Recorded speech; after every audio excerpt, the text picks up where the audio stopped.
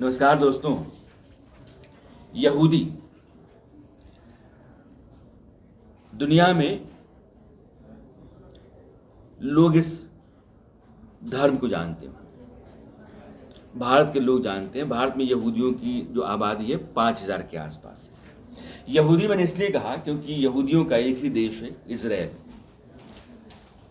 ईसाईयत दुनिया में सबसे बड़ी आबादी इस धरती की अगर किसी धर्म को मानती है तो वो ईसाईयत है।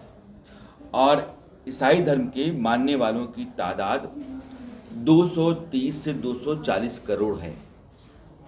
उसी तरीके से जो दूसरा बड़ा धर्म है वो इस्लाम है और इसके मानने वालों की आबादी दुनिया में 200 करोड़ के आसपास मानी जा सकती है। जैसे हिंदू धर्म Hindustan, Nepal, Mauritius, Fiji, Trinidad वगैरह में दुनिया के तमाम देशों में हिंदू धर्म के मानने वाले लोगों की संख्या 120 करोड़ या 122 करोड़ है। तो सबसे बड़ी आबादी का धर्म ईसाई, फिर इस्लाम, फिर हिंदुत्व।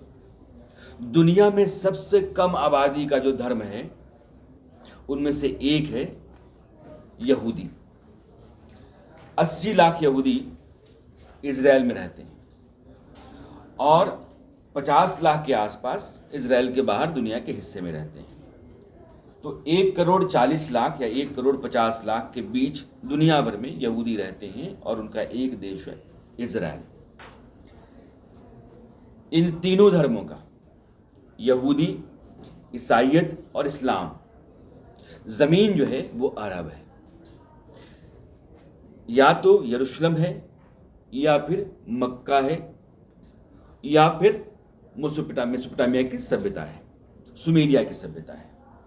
यह जो तीनों धर्म हैं, मक्का और यरूशलेम, मक्का से यरूशलेम आए थे मोहम्मद साहब, और मोहम्मद साहब के बारे में कहा जाता है कि वहाँ एक ही रात में वो आ गए थे।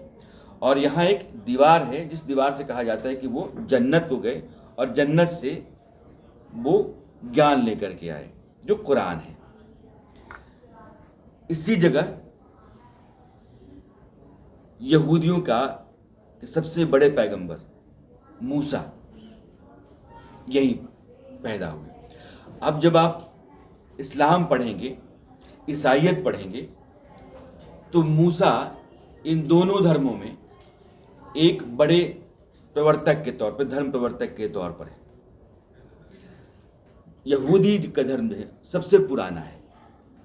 तो यरूशलेम में यहूदियों के लिए इसलिए है कि मूसा वहाँ के थे। ईसाइयों के लिए यरूशलेम इसलिए महत्वपूर्ण है क्योंकि यीशु मसीह का क्रूसिफिकेशन यानी कि सूली पर उनको यहीं लटकाया गया, और कहा जाता है कि अवतार भी यीशु का यहीं हुआ था। और मोहम्मद साहब के आने के चलते मक्का और मदीना के बाद दुनिया में तीसरा सबसे बड़ा पवित्र धर्मस्थल अगर है मुसलमानों के लिए तो वो अल-अक्सा मस्जिद है जो यरूशलेम में है। यह पूरा यरूशलेम जो है वो इजराइल के कब्जे में है। 1967 में जब युद्ध हुआ तो जो हिस्सा बचा हुआ था यरूशलेम का, पूर्वी हिस्सा, उसको भी उसने कब्जे में ले लिया जॉर्डन से। तो आज की तारीख में पूरा यरूशलेम वो इजराइल के कब्जे में है और वहाँ यहूदी जो मतावलंबी हैं वो अपने पूजा पाठ करते रहते हैं। तो अल-अक्सा मस्जिद का जो कैंपस है उसी के भीतर यहूदियों के पूजा पाठ के लिए जगह है। अब ये तीनों धर्म जिस ज़मीन पे पैदा हुए, इन तीनों धर्मों में समानता ये है कि तीनों एक ईश्वर को मानते हैं। यहूदी, इनके भगवान को यहोवा कहा जाता है। कहीं कहीं आप जहवा पढ़ेंगे। य और ज का जो ये अंतर है वो उच्चारण में चलता है। यरूशलेम, जेरूशलम, तो यहोवा, जाहवा।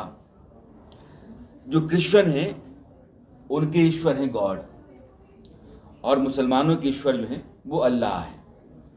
ईश्वर को आप देखते नहीं, ईश्वर देखा नहीं जाता है।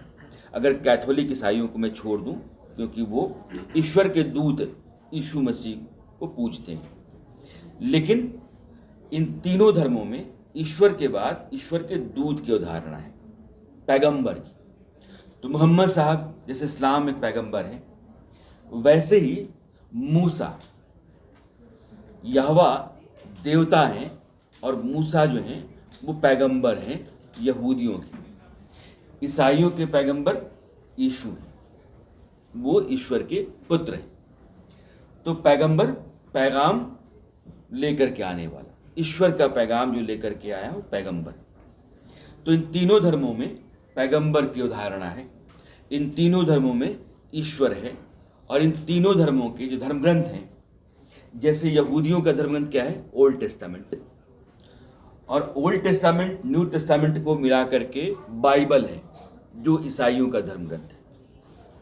आप इस्लाम में जाएंगे तो कुरान के अलावा जो बाकी जो धर्म ग्रंथ हैं, उसमें हजरत मूसा ने जो कुछ उपदेश दिए थे, उनके संग्रह को भी इस्लाम में मान्यता है और वह भी इस्लाम का धर्म ग्रंथ है। सबसे पुराना धर्म यहूदी है, यहूदी से ही ईसाइयत निकला और उसी इलाके में फिर इस्लाम निकला। तो इन तीनों धर्मों का आपस में एक साहचर्य है, इसलिए तीनों धर्मों में बहुत सारे मत और बहुत सारी चीज़ें सामान्य सी हैं। यहूदी सबसे पुराना धर्म ज़रूर है, लेकिन सबसे कम आबादी का है। तो पहले आप देखें कि ईसाइयत और यहूदी के बीच में एक टकराव चला, जो 1914 के बाद यूरोप में सेकेंड वर्ल्ड वॉर तक, यानी कि हिटलर के आने तक यहूदियों पर बड़े अत्याचार शुरू हो गए। हिटलर ने फिर वो गैस चैम्बर बनवाए, कैंप बनवाए, कैंप में ठूस ठूस करके रखा यहूदियों को और फिर गैस चैम्बर में डाल करके उनको मार देता था। यहूदियों के ऊपर अत्याचार ईसाइयों ने किए। हिटलर ईसाई था, कट्टर तो नहीं लेकिन ईसाई था, और उसको लगता था कि आर्य जो हैं, जो यूरोप के लोग हैं, वो दुनिया में सबसे बेहतरीन रेस के लोग हैं, उन्हीं को यहाँ रहने का हक है। इस आधार पर यहूदियों से चिढ़ता था और यहूदियों का संहार हिटलर ने बड़े पैमाने पर किया। और उस समय एक बड़ी मांग चली कि यहूदियों के लिए एक देश होना चाहिए। वो सब जगह फैले हुए हैं, लेकिन उनका अपना कोई देश नहीं है। और दूसरे विश्व युद्ध में, बल्कि पहले विश्व युद्ध में, ऑटोमन एम्पायर वो हार गया। ऑटोमन एम्पायर के तहत फिलिस्तीन का इलाका, जॉर्डन, सीरिया, उसके ऊपर आप जाएंगे टर्की, हंगरी, बहुत बड़ा 52 लाख स्क्वायर किलोमीटर का एक बड़ा साम्राज्य था ऑटोमन एम्पायर। और पहले विश्व युद्ध में ऑटोमन एम्पायर हारा। जो ब्रिटेन, फ्रांस, जापान, रूस, अमेरिका का जो संघ था या संगठन था, मोर्चा था, इसने हराया। और फिलिस्तीन का जो इलाका था उस पर कब्जा हो गया ब्रिटेन का। ब्रिटेन ने जब कब्जे में ले लिया तो फिर वो इस बात का हामी हो गया कि हाँ ये बात सही है कि यहूदियों के लिए एक देश होना चाहिए। संयुक्त राष्ट्र में इस बात का एक प्रस्ताव पास हुआ, उसको 181 प्रस्ताव संख्या 181 कहते हैं। उसके तहत तय ये हुआ कि जो फिलिस्तीन का पूरा इलाका है उसमें एक बड़ा हिस्सा तो मुसलमानों के लिए रह जाएगा, जो फिलिस्तीन होगा, और एक हिस्सा जो है वो इस यहूदियों को दे दिया जाएगा, जो इज़राइल होगा।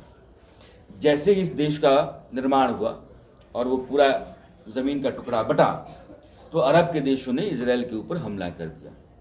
1 साल युद्ध चला और 1 साल के भीतर अरब के सभी देशों को इज़राइल ने हराया। दूसरा युद्ध वो 1967 में हुआ। फिर अरब के देशों ने मिल करके और इज़राइल के साथ युद्ध किया और उसमें भी इज़राइल ने हराया। और बहुत सारे इलाके, जैसे मैं आपको बताऊं तो सीरिया से उसने गोलन पहाड़ी ले ली, जॉर्डन से उसने जो एक बड़ा इलाका अभी याद नहीं आ रहा है, लेकिन मैं आपको बताना चाहता हूं कि वो ले लिया। और इजिप्ट से उसने गाज़ा पट्टी को छीन लिया। जो सोलोमन आइलैंड है वो भी उसने मिस्र से ही लिया था। तो यरूशलेम का जो पूर्वी हिस्सा है जॉर्डन से, वो भी 1967 के युद्ध में इज़राइल ने छीना था। तो अब इज़राइल बढ़ते बढ़ते बढ़ते बढ़ते एक बड़े इलाके में आ गया।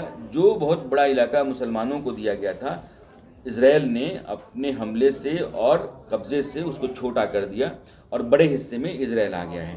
तो इज़राइल का जो नक्शा आप देखते हैं तो अब वेस्ट बैंक और गाज़ा पट्टी यहीं जो है फ़िलिस्तीन बचा हुआ है, क्योंकि एक बड़ा इलाका फ़िलिस्तीन को दिया गया था, बाकी हिस्से पर इज़राइल है और बहुत ताकतवर देश है।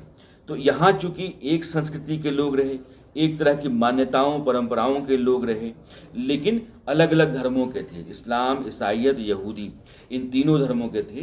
लिहाजा इनका अपना टकराव चलता रहा और टकराव में एक देश पनपा जिसको आप इज़राइल कहते हैं, यहूदियों का देश रहा। और यहूदियों ने दुनिया भर में अपना सिर्फ एक ही काम किया, वो बड़े पराक्रमी, परिश्रमी और मेधावी लोग हैं। अमेरिका में, फ्रांस में, ब्रिटेन में बड़े ओहदों पर और ख़ास करके विज्ञान के क्षेत्र में अगर किसी की तूती बोलती है तो वो यहूदी हैं।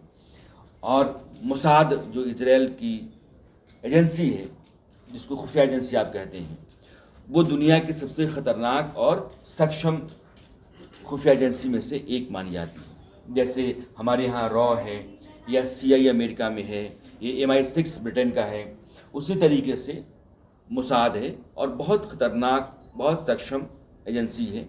इस बार जो हमला हुआ इज़राइल के ऊपर, वो मोसाद की बड़ी नाकामी मानी जा रही है कि एक पड़ोस की पट्टी छोटी सी, उस पट्टी पे 21 लाख लोग रहते हैं और लंबे समय से मोसाद इज़राइल पे हमला करने की तैयारी कर रहा है। उसने डमी मोहल्ले बनाए, उन मोहल्लों के ऊपर पैराट्रूपर्स को उतारने के बाद उसने डमी ऑपरेशंस किए ताकि इज़राइल के भीतर घुसने के बाद हम किस तरीके से वहाँ के लोगों को कब्ज़े में ले सकते हैं, वहाँ की फ़ौज को मार सकते हैं। यह सब कुछ वो 2 साल से कर रहा था और इज़राइल को इस बात का यकीन दिला रहा था कि लड़ाई में हमारी कोई दिलचस्पी नहीं है, हम आपसे युद्ध नहीं चाहते हैं। और अचानक उसने इतना बड़ा हमला कर दिया।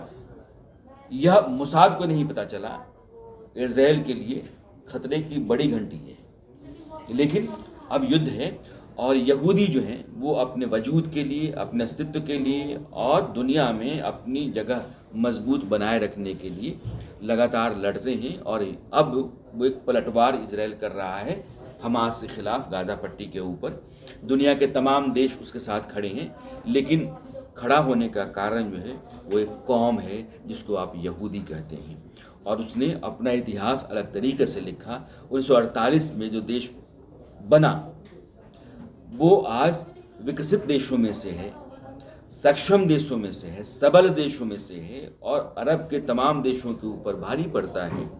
दुनिया में उसको दरकिनार करके चलने की हैसियत या हिम्मत किसी और मुल्क की नहीं है। उस छोटे से देश को, इज़राइल जिसको कहते हैं, वो यहूदियों का मुल्क और यहूदियों के पराक्रम, उनके कौशल, उनके शौर्य, उनकी मेधा और अपने लिए दुनिया के किसी भी कोने में जाकर युद्ध करने का जो साहस है, उसका एक दस्तावेज़ है।